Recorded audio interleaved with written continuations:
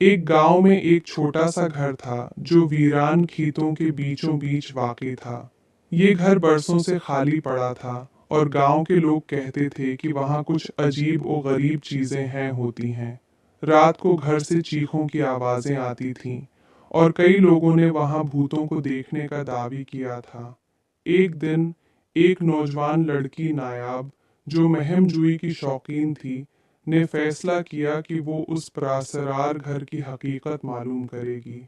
गांव के बुजुर्गों ने उसे रोका, लेकिन उसने उनकी बात न मानी। एक सर्द और तारीख रात को वो अपने हाथ में एक लालटीन लिए घर की तरफ चल पड़ी। घर के अंदर दाखिल होते ही उसने देखा कि दीवारों पर खून के धब्बे थे और हवा में एक अजीब सी बू थी। जैसे ही वो एक कमरे में दाखिल हुई, दरवाज़ा जोरदार आवाज़ के साथ बंद हो गया। नायाब ने पीछे मुड़कर देखा, लेकिन कोई नहीं था। अचानक एक धीमी सी हंसी की आवाज़ आई। इसने लालटीन की रोशनी में चारों तरफ देखा, लेकिन कुछ न मिला।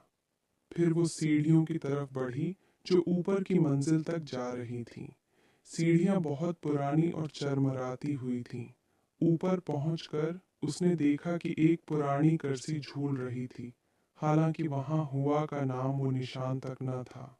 नायाब ने मजीद आगे बढ़ने का फैसला किया। जैसे ही उसने एक पुराना संदूक खोला, अंदर से एक हड्डियों का ढांचा बाहर निकल आया और चीखने लगा। नायाब की लालटीन गर गई और अंधेरा छा गया। इसकी चीखों की आवाज गांव तक पहुंची, लेकिन कोई मदद को न आया।